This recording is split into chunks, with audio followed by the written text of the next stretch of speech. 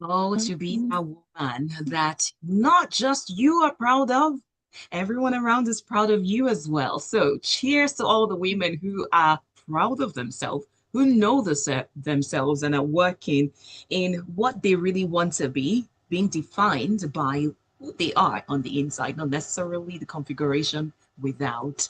And this show is particularly for them. Every Wednesday from 11 till 11:50, we have it and it's called Soul Sisters. So you're very welcome to join us right here on the station that loves music and loves life.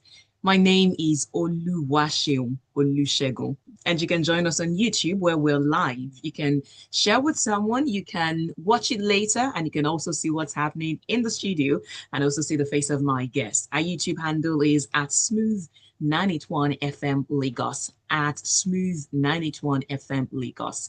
If you'd like to be a part of the show later on, what you can do is send us a message on WhatsApp.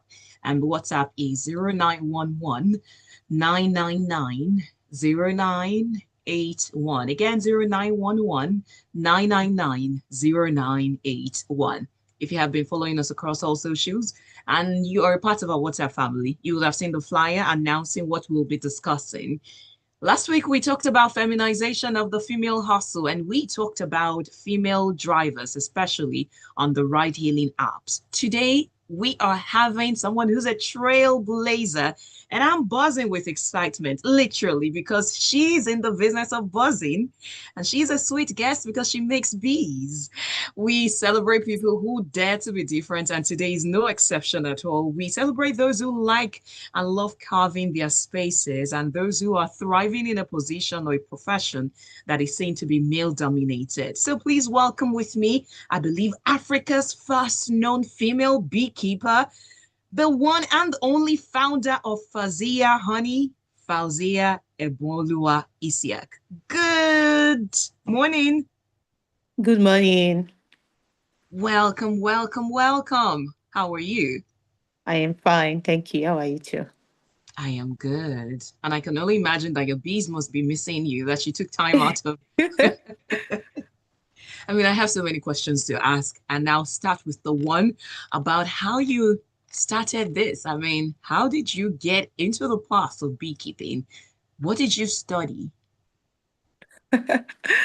Mass communication. Whoa. So you should be here. Yes. So how were you um, drawn into beekeeping? yeah, I've always loved agriculture. Even before I started beekeeping, I was into crop farming and poultry farming. So I've always loved agriculture. So I went into beekeeping because I wanted to do something that I don't have to spend money on every day. Mm. Because with poultry, for example, I have to feed the chickens every day. So I wanted to do something that will not take money from me every day. And those are one of the things that led me into beekeeping. So it was not like you really loved the bees, but I do. I do. Another reason why I started beekeeping was to be able to provide the raw honey to Nigerians. So my dad, my late dad, he was hypertensive and he was diabetic. So he used to buy honey a lot and he was buying a lot of fake honey. And fake honey doesn't even include honey. It is not mixed with honey. It is fake. It is chemical, and it really affected his health, and he died. And so I want to make sure that other people don't lose their fathers to fake honey. So it was one of the things that motivated me to take beekeeping seriously. It's one of the reasons why I love beekeeping so much. The ability to provide raw honey to Nigerians. wow.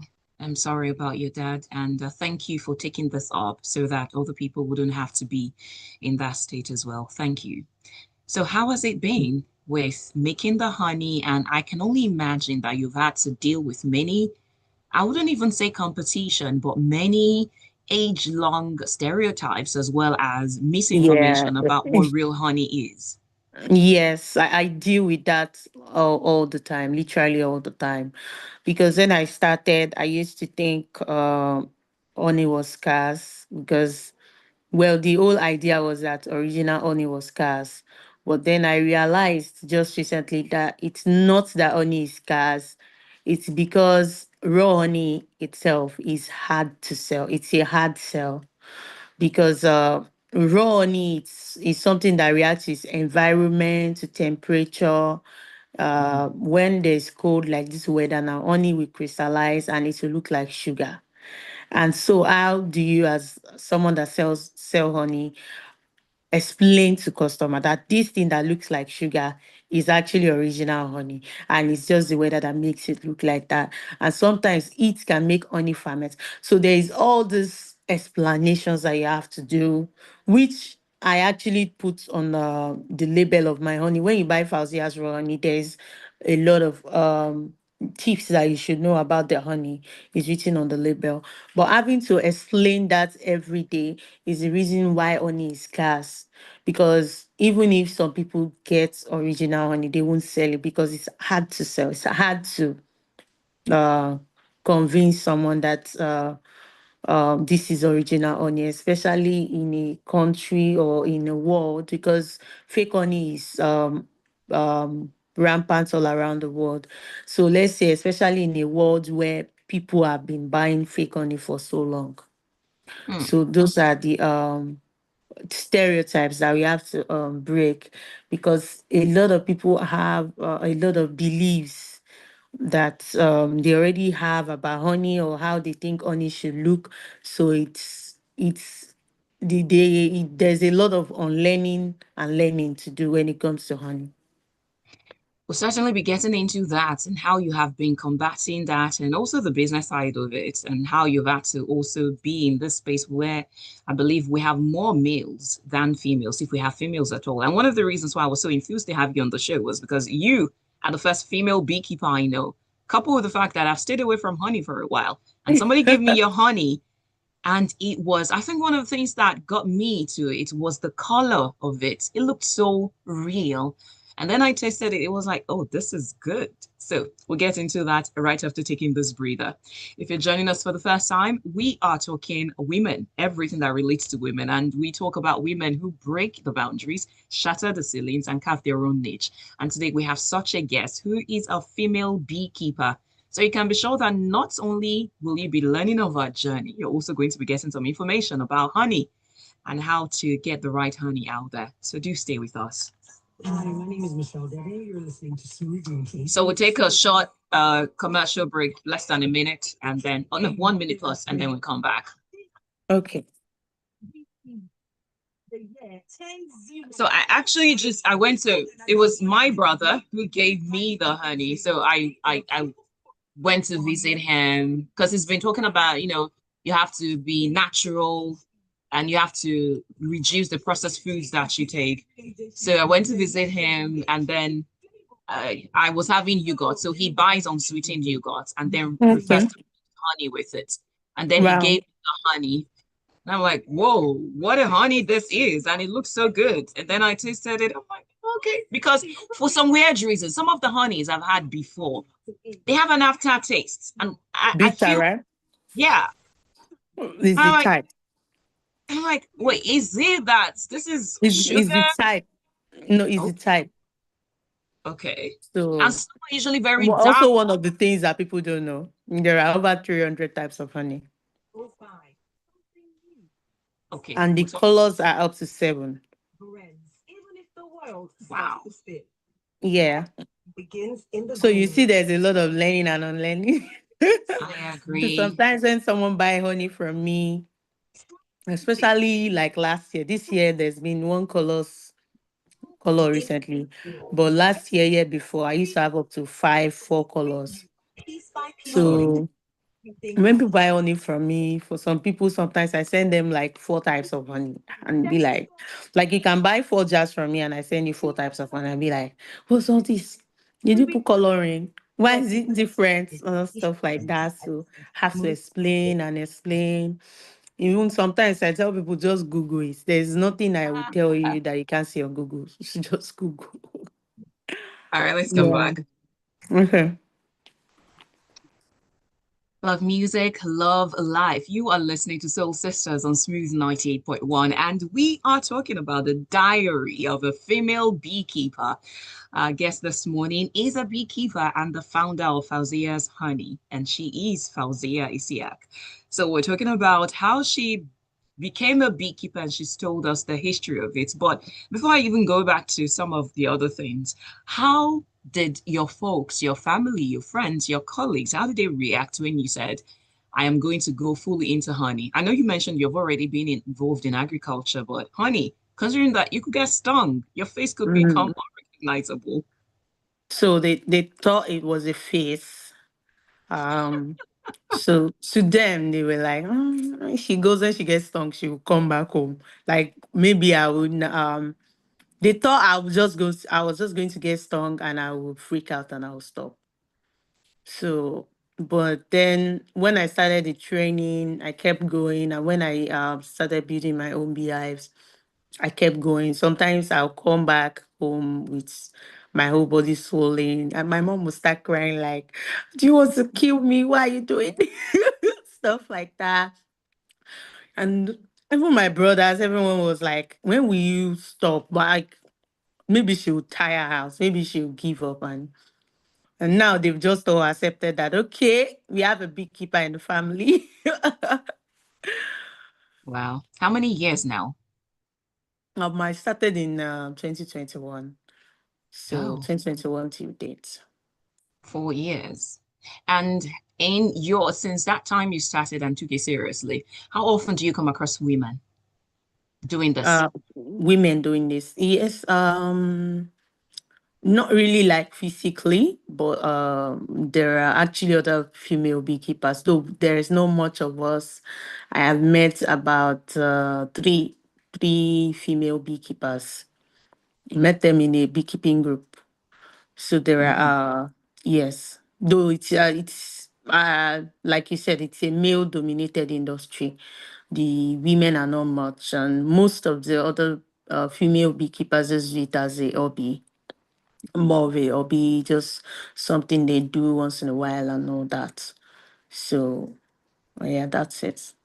So talk to me about how, let's talk about the physical part and then we'll talk about the business part later. But first, since it's male dominated, since it's demanding, I mean, you just talked about how you show up at home with all your body swollen sometimes.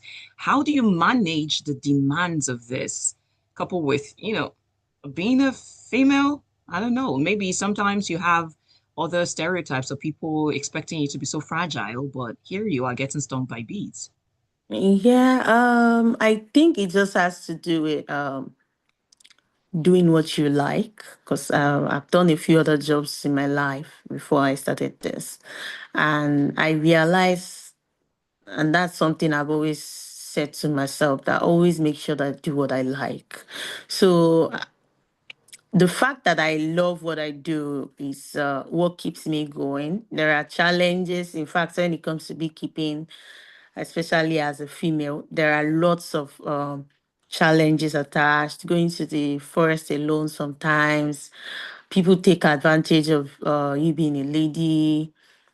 uh, You know, you know what I mean, like being a lady, being alone, and all those things. So, but the passion has been what keeps me going. Like, okay, I love doing this. I actually enjoy doing this. There are days that I just go to the beehive, not even to harvest. I just sit there and just listen to the bees buzz. So I love doing this, and that's the thing that's kept me going. I can't imagine you just sitting to listen to the bees buzzing. That's noise to me. It's actually therapeutic. What? The beehive hair. It's called beehive hair inhalation therapy. When you are inhaling the hair at the beehive, it's therapeutic. Even their sting is therapeutic. I don't think I've fallen sick this year because I get stung by bees. But how painful is that? It is very painful. It's like when you get stung by a scorpion. By the way, I've gotten stung by a scorpion a few times. It's like when you get stung by a scorpion, but the pain doesn't linger as much as that of a scorpion. Yeah, Wow. it's only when it falls on the vein that it swells up. It swells up, and then I rub some raw honey on it. It calms it. So it's actually honey that is like the antidote for these things. I almost can't relate it. That's even if I can relate at all to beans.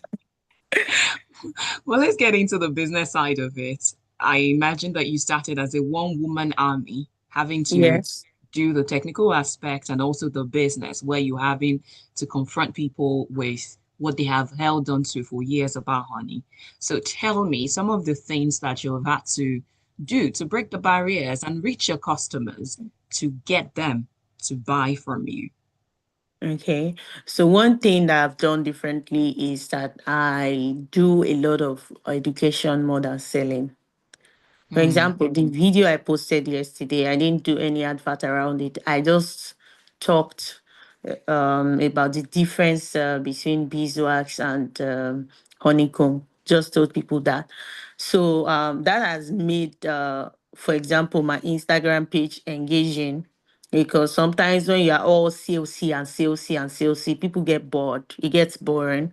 So, but okay, there's this page where this lady is in the beehive with bees, or even when I'm not in the beehive, I'm telling them things that they necessarily didn't know before.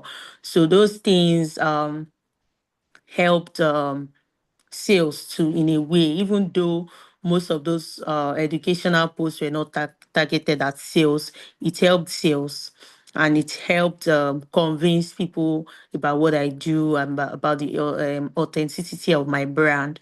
And also my customer base are more of a community than a customer base. Hmm. For example, I supply stores. So I have customers that will go to, for example, Prince Ebano and tell me, "Oh, I went to this Ebano in GRA. They have just two of your honey left. Please restock." So that's something I'm supposed to hire someone for, but a customer has done it for me. So it's Hmm. more of a community that the support, they are very, very supportive, and they are very good listeners. So that's also helps my brand a lot. If I go back to taking questions or help you enlightening us on honey, because I have many questions as touching honey, the one that's real and the one that's not. Um, how how has it been in terms of being a female entrepreneur in Nigeria, especially one who is in the agricultural sector? How has that been? It's been fun. I think being a woman in a male dominated industry is fun, because sometimes people just it makes people just want to it makes people curious about what you do. Like, how do you do it? How are you not tired? Like, Mm, what are you even doing here? You get sometimes you get that look like, what are you doing here? What do you mean? So um it's um it's been insightful, I think, and I see myself as a source of inspiration to other young women coming up. And for example, on World Bee Day, I go to schools to talk to children about bees and their one. So when they tell them that, okay, a beekeeper is coming to talk to them, most of them have seen the Beekeeper movie. They are always surprised when it when one they shows up. see that I'm a lady. Like, wow, you are a girl. I'm like, yes. So like the surprise, oh, that's it's really exciting for me. I'm always very happy to see their faces, and see the fact that I give them hope, and I give them and I stand as an example for them, that they can enter any industry they want to. Mm. And have you ever had to deal with maybe the other parts where some women think you're not feminine enough. There are the people who, because I want to assume that doing this job will require a little bit of masculine traits for you to be able to push through. You did say something about being taken advantage of sometimes. So, but have you also had to deal with some other side of the divide where they think, oh, no, you're not feminine. You're supposed to be a little, I mean, feminine, or I don't know, whatever they say, about femininity Mhm. and jobs that require you to be assertive and be bold and be, I don't want to say loud when the need arises. Well, I think my job is all the assertiveness that I need because it's not easy being me. Let me put it like that. Mm, When I go to events and they call me up on the stage or the podium to talk, I and when I talk, I know that they can feel my femininity when I talk mm, because it's just different. It's outstanding. You get.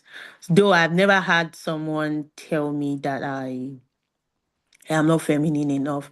Maybe because I'm someone that has never been privy to those things. That's some things that people might say that I might not even listen to mm, because most times it's just my business, right? Like when I want to post a video online, I am as natural as I can be. I am just me. I'm just trying to sell my products. And sometimes you might be ranting and I won't even notice you're there. Yeah. Because for me it's all about me. It's mm, all about my business. And to me at that time, at that moment, nothing else matters. And there's nothing anybody can say to bring me down. Because when I started, my page was reported a lot. I used to get my page taken wow. down a lot because it was like I was fighting battles. Because why are you talking about things that people didn't know before? Why are you spoiling our market for us? Do you understand? Because I was saying things that people didn't know about honey, people didn't know about bees, people didn't even know it was bees that made honey. People thought bees shits honey, people used to think it's their shits and all those things. So I came and I started saying things differently. And so there are people uh that were now getting asked questions that they didn't used to get asked before because of Mm, me. People started asking the right questions, and all of a sudden they will just mass report my page and they will take it down. And it never brought me down for once. I just kept going because I was like, okay, whenever I post something and people are angry and people are shouting under the comment section, it means I'm doing something right. hmm.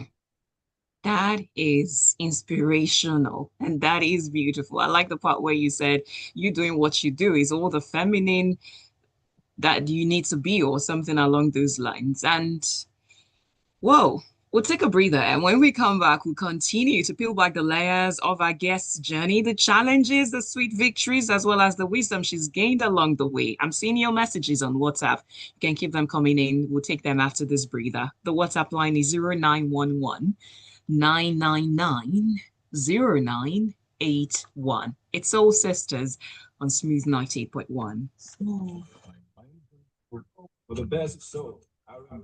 So you guys have a community of beekeepers? Yeah, we do. There are different associations. So currently, I'm not part of any formally, but Okay. I used to be in a beekeeping group before where I used to see other beekeepers. Though I was even able to connect with some in the group. Mm. Even better. So go ahead and I can't believe that people would do that. Well, man, people are capable of a lot. Then it What? just felt threatened. Fly Emirates to 5 destinations in the Chinese mainland. I think that one time that was when I just came across your honey, and then I came across your page, and I saw a comment. I don't even know which post, and the person said, "You're always eating honey." How is that your headache? How is someone always eating honey, your headache? It makes no You've sense. not seen someone that commented and said, I just hate how you look and how you What? talk. And then I didn't even respond to the person, but people gave it to him hot. Like, why did you say that? She's just full of herself. I just don't like how she talks. Why? You see person insults you, no.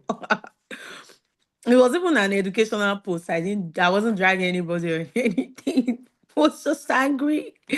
Like, so people dragged that person to the point that the person had to block me and delete their comments because I did not even answer at all. And everybody that comes across that comment just tracks the person. Like, why are you so bitter? Wow. We will be following you. Hi, my name is All right, Lindsay. go I'm back. here near Tune to Smooth 98.1. Welcome. We're having a conversation with the real queen of the beehive, and that is Fauzziyah. We are talking about the diary of a beekeeper, a female beekeeper, and you can join us. WhatsApp line to send your messages to, or maybe ask any question, is 0911 999 0981. Again, 0911 999 0981. And you can also join us on YouTube at Smooth 981 FM Lagos so that you can see the face of this phenomenal woman who is definitely defining herself and not necessarily by any feminine or masculine standard of the society. Oluwaseun on WhatsApp says, how far, Oluwaseun? This your guest is the real feminist. I go like sponsor 100 toxic Facebook feminists to learn from her. Kudos to her. And he further said, does she teach? Okay, when you say teach, what kind of teaching? But before the answer comes in, do you teach? I'm not sure. No, currently, no. I think the person means training in beekeeping. Yeah, Yeah, maybe. currently, we don't offer training for now. But will you do that in the future so that more people can come Yes, and I take this? have plans to do that in the future. Maybe for females too. Something that's just targeted towards women. Yes, that's important. Yeah. All right, let's take Wilson's message. He says, good morning, Madam Oluwaseun. Greetings to the guests as well. Today's edition is a follow-up to last week's. Yes, it did.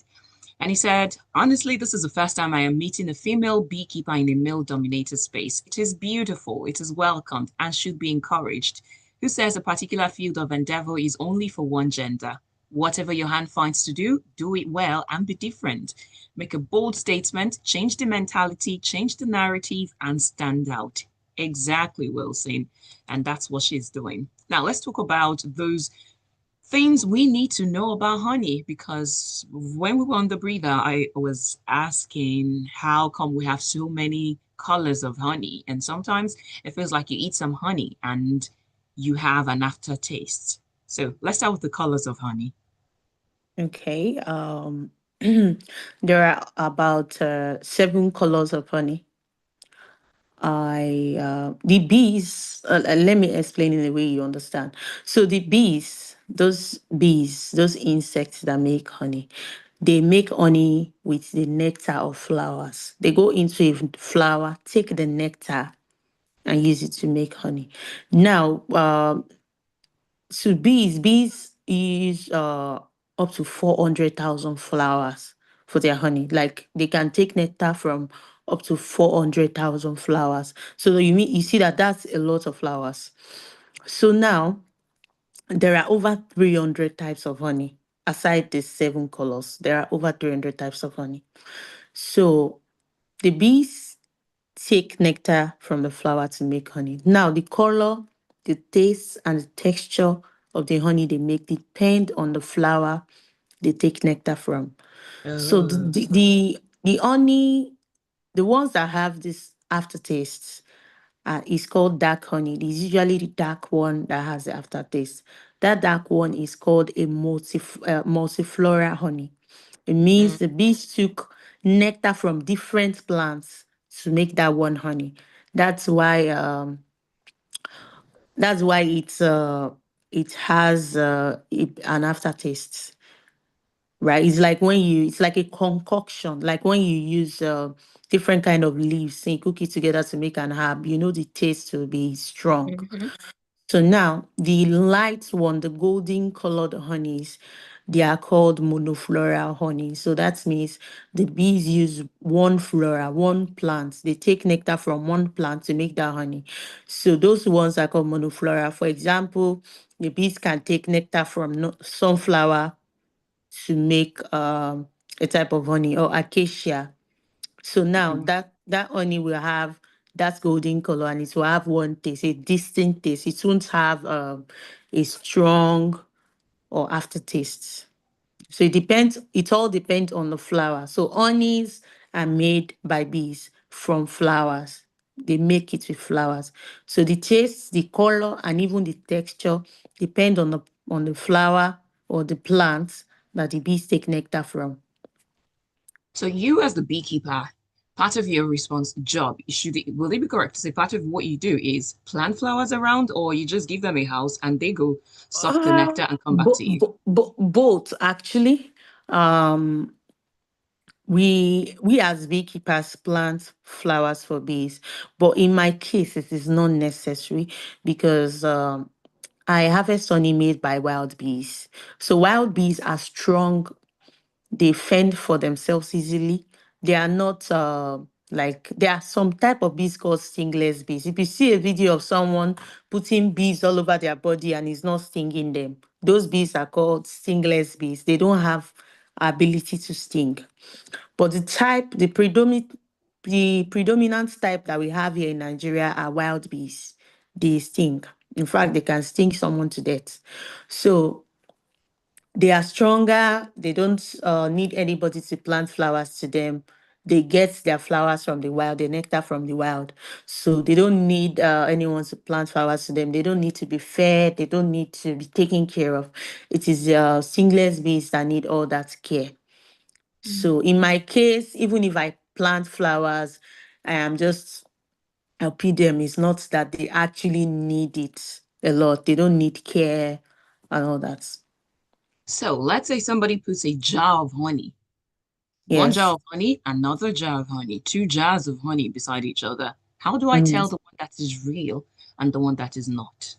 Okay. So actually the number one way to tell is to conduct a lab test, right? All these water tests, fire tests that people do online are just uh myths. They are actually not real. They don't prove anything. Even fake honey will pass those tests. So all this light a match with matchstick is not real. It doesn't work. So the only way to know original honey is to conduct a lab test. Another way to know is the crystallization test. So, but you cannot crystallize your honey until it crystallizes itself due to cold. So that part where honey crystallizes and it starts to look like sugar, it's only original honey that crystallizes like that. So Mm. that's another way to know original honey, but that is if it crystallizes. Another way to know original honey is if ants surround it. Now, some people used to think ants should not eat original honey, but no, ants will only avoid something that is bad for them, something that contains chemical. So, and now, ants also have a season. They are not always around. So if Mm. ants are not in season, that means there's no way to know if your honey is original. And some people have very clean houses and ants will not even enter their house. So that means there's no way for them to know the honey is original. So the ants test, the crystallization test, and the lab test. The lab test is the number one way, but the crystallization and ant test is a natural way to know original honey. Ants will eat original honey, and also it is only raw original honey that crystallizes, that part where honey looks like sugar. So those are the natural ways to know original honey. Aside that, it's a lab test. So for the lab test, what is the lab test comprised of? What do I Yeah, need so to to do? just check the sugar content, the water content, all this lab speak. That's what they check. The lab knows usually what to look for in the honey. They check the sucrose and all the stuff. So they know what to look for in the honey. They check if it has any chemical particles too. Because usually fake honey is not mixed honey, it is fake, it is chemical. So if it is um fake, they also look for corn, like syrups and all those things, because that is what they used to do to make fake honey more. So they search for all those things in the honey. But when you say ants usually avoid the fake No, honey, ants eat original honey. then but ants also eat sugar, I believe. Yeah, they also eat pineapple. But what I'm saying ants is because naturally people believe ants should not eat original honey. It is not the Okay. case, right? If ants are around and they now avoid your honey, like they are there and they don't eat the honey, you put the honey on the ground and ants just walk away from it, then that means there's chemical in the honey, it is bad for them. That is why they are avoiding it. Naturally, ants love to eat honey. Oluwaseun is asking, is sugar better than fake honey? Yes, it is. Wow. Because at least you know what's in the sugar, you know how they process it and all those things. It goes through a lot of processing actually, but at least you know what's in it. Other than fake honey that people will just mix a lot of stuff up, people add coloring just to sell it. So at least you know what's in the sugar, you know what you're taking. Is that, can you ever take too much honey? No, not exactly, because honey is eating honey is like eating fruits. It's made Okay. from plants. Eating honey is like eating pineapple. Okay. I get your point. But then at the end of the day, everything, I think there In should be a limit for moderation. everything. Exactly. That's Yes. true. True. Okay. We'll take another breather. And when we come back, we need to talk about the beekeeping industry in Nigeria and what you think the future holds for beekeeping industry. I do like that you said in the nearest future, you're going to be having teaching and maybe coaching for those who want to come into the industry. But currently, we need to know where the industry is at and what the future holds, especially for women. You're listening to Soul Sisters on Smooth 98.1. This is your girl, Ufoma McDermott, and you're listening to Smooth 98.1. You love music, So love we're almost vibes. done. Got like 10, less than 10 minutes, more like 7 minutes. Okay. So are you based in Lagos or? No, I'm not. I'm based in Oyo. That's what. I Yeah, I was supposed to come around today. I came Yeah. to Lagos for an event that's supposed to happen today and tomorrow.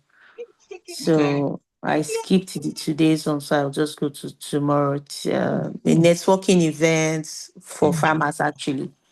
So yeah, so I come to Lagos for events and also my family are based in Lagos.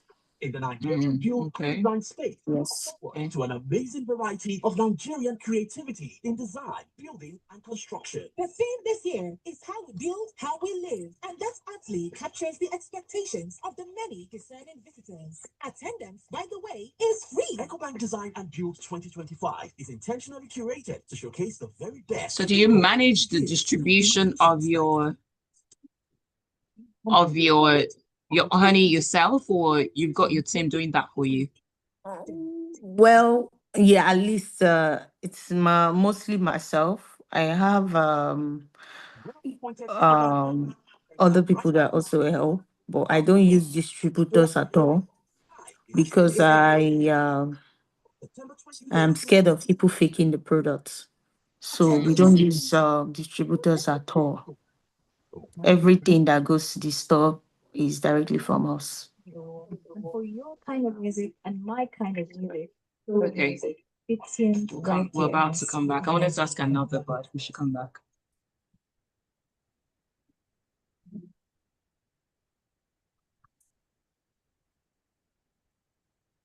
Love music, love life. You are listening to Soul Sisters on Smooth 98.1. It's now 43 minutes past 11 o'clock, and the conversation is gradually drawing to a close. We've been talking about honey and the diary of a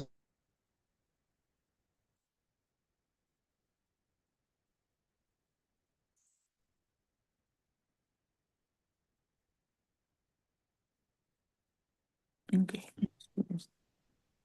Can you hear me? Yes, I can. Yes, I was asking why you decided to name me Fauzziyah's honey. Okay, I just wanted to add the personal feel to the brand because it's an artisanal brand. I sell raw honey harvested by me. So it's not like I buying to sell and stuff. So I just wanted to add, so I imagine that if I had a coffee shop where I was brewing the coffee myself, and I'm the one standing behind the counter to brew the coffee. I can name it Fauzia's Cafe, something. So since the honey is harvested by me and it's my personal brand, I wanted to add a personal feel to it. So when you're buying this honey, you're buying Fauzia's honey. That's indeed intimate. Now let's talk about the expansion of the business. Are you, because in the chats earlier, you mentioned something behind the scenes that is, you mentioned your fear of the honey being adulterated. So do you think at some point you'd have to leave that? That will be beyond you, and you have to put systems in place for you to make sure that your honey is never adulterated and everything is what it is, even as you expand, because you'd Yes. have to expand.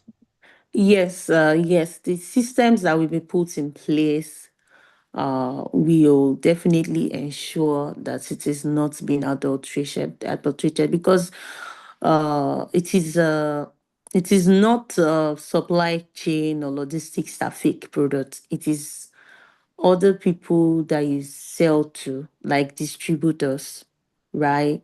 So when you buy a product from a supermarket, for example, it is not the supermarkets that made the fake products, contrary to what many people think. It is the people that supplied that supermarket that supplied them fake products. So now it's the so when a company or a brand gives somebody the right to distribute their products, if that distributor is not part of the company, it doesn't work for the company, it's a standalone, that the ones that usually fake the product. So that is what we've taken out completely. And even upon expansion, we'll make sure we don't add that to it. So how how do you release your honey? Do you collect honey every day or you do it weekly? How much honey do you make? I'm very curious about these things. Because I deal with nature, it is not predictable. There are even times where we have honey scarcity. If you check my page, I talk about that sometimes when there's honey scarcity, and I usually just tell customers to wait because I don't have money to sell. Even the stores have to wait. So it's not predictable. Sometimes there's a bumper harvest, sometimes there's low. And so the harvest rate also depends on what's available. Sometimes in a week I can go twice, sometimes in a month I can go once. So it just depends on what's available. The season also determines it, right? So sometimes there's a boom from November to January, for example. There's always honey in Bountiful. So it always depends on the season too sometimes. So during a good season, in a Mm. day, in a good season, or maybe let's say in a week, how many jars are you going to produce? Uh, Sometimes I can have, okay, let me use 2023 as an example. There was a time in 2023, and then I had not even started supplying supermarkets. There was a time in 2023 around November that I had over 100 cartons I had not sold. Wow. And how many do you have in one carton? 12 jars in a carton. Wow. And I had at that time over 100 cartons I had not sold. And so when we moved to 2024, I think in the middle of 2024, I had so much, I now had this scarcity that I had to now start telling people, well, me that I had honey before, I was now telling people, please, this month, I'm not sure I will have honey again. No, just give it till next month. Right. So it's just depends on nature. What I do is fully dependent on nature. It's not predictable. So there is nothing that can be done, nothing scientific that can be done to regularize or Um, stabilize it. yeah, to keep building beehives. When you have a lot of beehives, maybe in like 10 locations, it can help at least supply.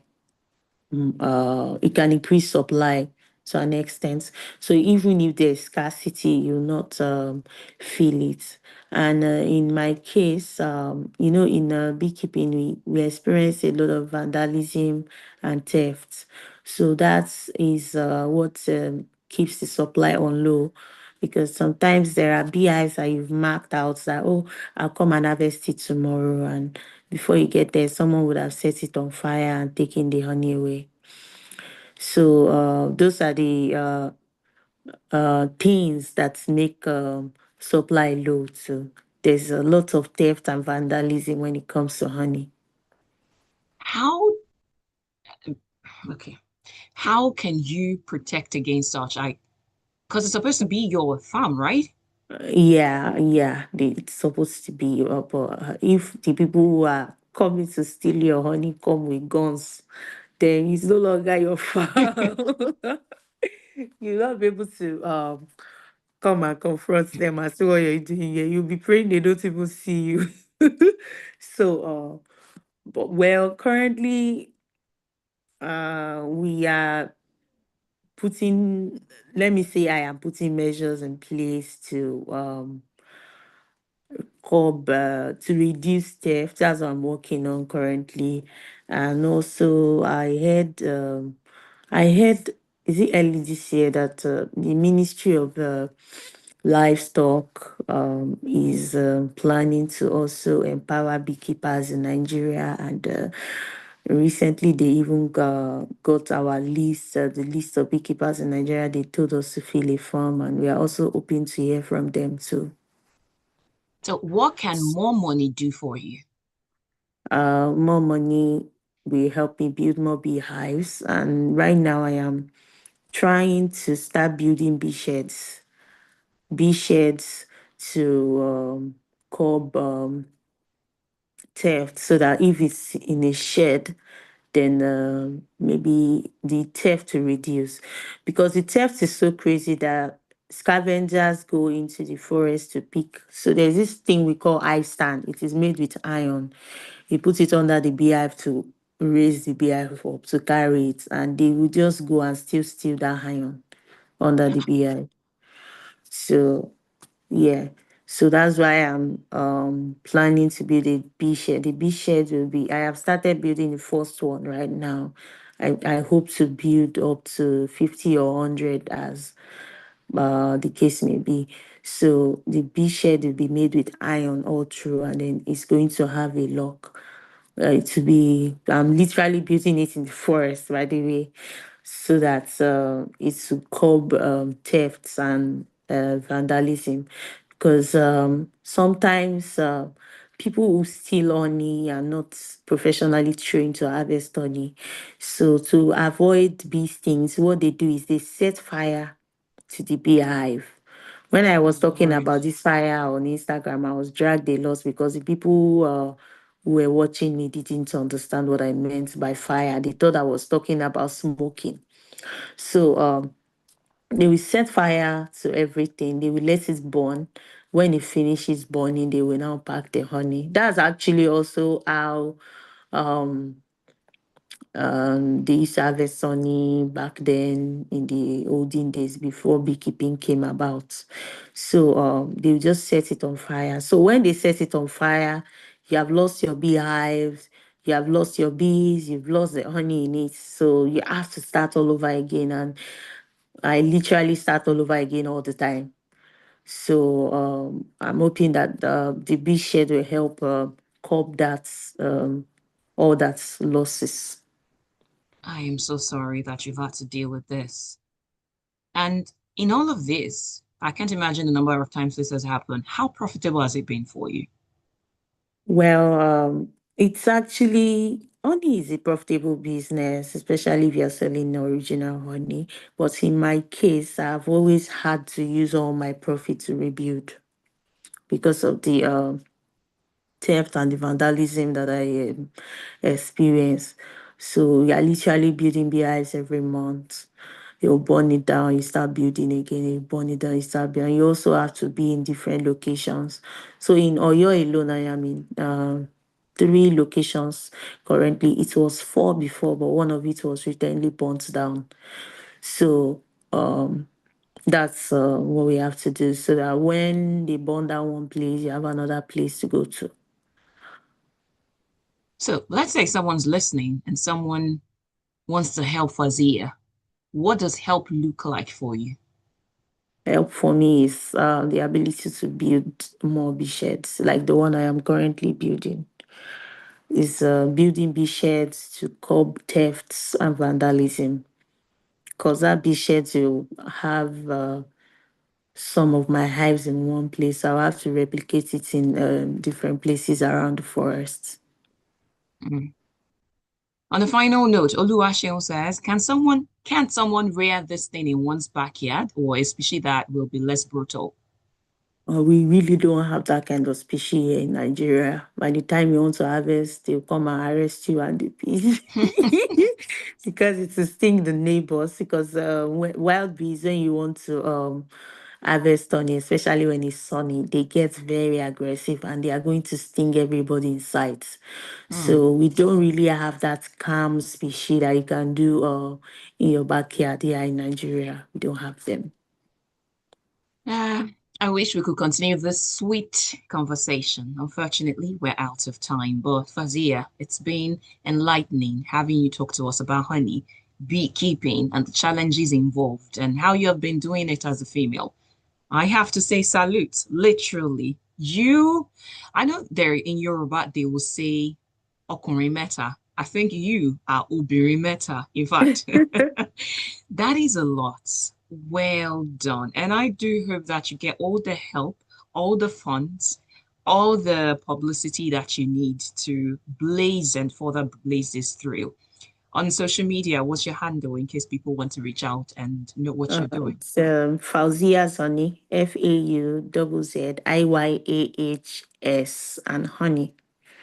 Fauzziyah's honey All right. on Cheers to all social media platforms. Cheers to making more honey, sweet honey, constant harvest through season, and no vandalism and theft. Thank Thank you for you. being here. Thank you for having me. It's a pleasure. And we're done with Soul Sisters for today. Next week, we'll go again talking about one thing or the other, but you can be sure that the woman is right at the center of it. Thank you to everyone who's there listening to the questions. Wilson Oluwaseun, thank you very much. We continue with Casbah from 12 p.m. till 4 p.m., playing you the best of African music. My name is Oluwaseun Olusegun. Music. Hi, my name is Vivi. You're listening to Smooth. Thank you, Fauzziyah. Okay. It's I don't know, it's quite sad to hear that. It's crazy because I'm not sure why people will keep doing that. If you knew that you wanted honey, why not go have your own beehive? And you're waiting for someone else to do all the work for them. And it's not so. If you burn down the beehive, it would take another long time for you to get again. So why not have something that you can keep getting? Even have to yeah.